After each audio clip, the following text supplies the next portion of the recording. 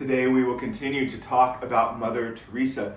We spoke about her life and about how she started off as a Loreto sister, but on September 10th, 1946, she received this call within a call to start the Missionaries of Charity.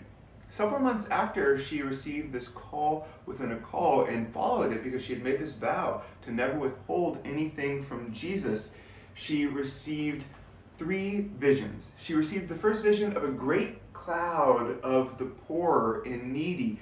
And as she was standing there, they were begging her, "Bring us to Jesus."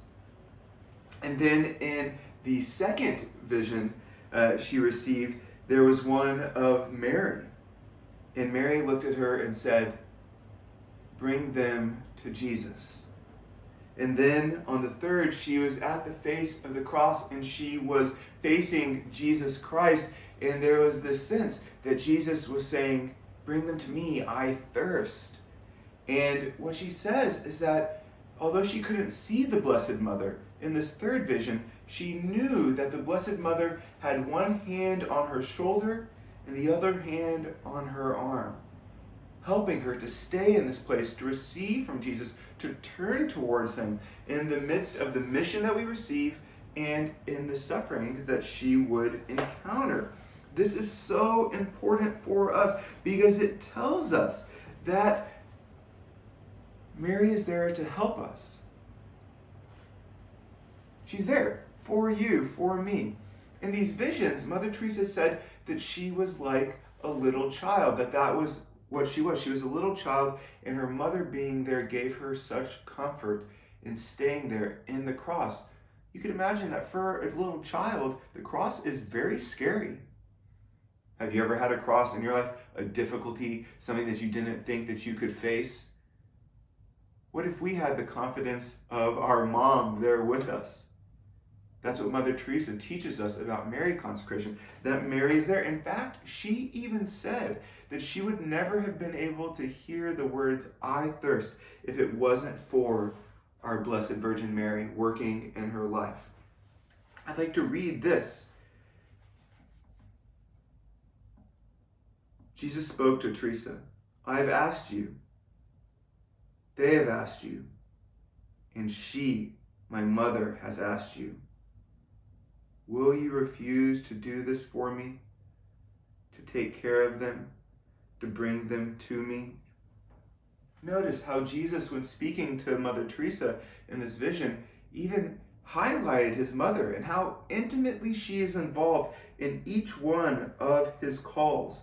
And so it is too with us, that Jesus uses his mother to bring us to him. Mother Teresa said this, "If Our Lady had not been with me that day, I never would have known what Jesus meant when he said, 'I thirst.'" Mary can help us to understand what Jesus wants for our life. Have we ever been confused? Have we ever looked up at the heavens and said, "What do you want me to do, Lord?" Mary can help us if we consecrate, if we allow her to be part of our lives, to be able to see that and to follow through with it. And then finally, I want us to listen to these words. Our Lady was the first person to hear Jesus cry, "I thirst," with St. John, and I am sure Mary Magdalene. Because Our Lady was there on Calvary, she knows how real, how deep is his longing for you and for the poor. Do we know? Do we feel as she? Ask her to teach. Her role is to bring you face to face as John and Magdalene with the love in the heart of Jesus crucified. Before it was Our Lady pleading with Mother. Now it is Mother in her name pleading with you. Listen to Jesus. Listen to Jesus' thirst. In that reading, Mother, of course, is Mother Teresa, and she's pleading with us as the Blessed Mother pleads with us to teach us about Jesus' thirst. Is there any doubt that Mary is so beautifully part of our life and our mission that Jesus entrusts to us? No. And so we should have complete confidence in giving ourselves to her because she always leads us to her Son. We may fall, but she never did. She is the Immaculate Conception. God bless, and I'll see you tomorrow.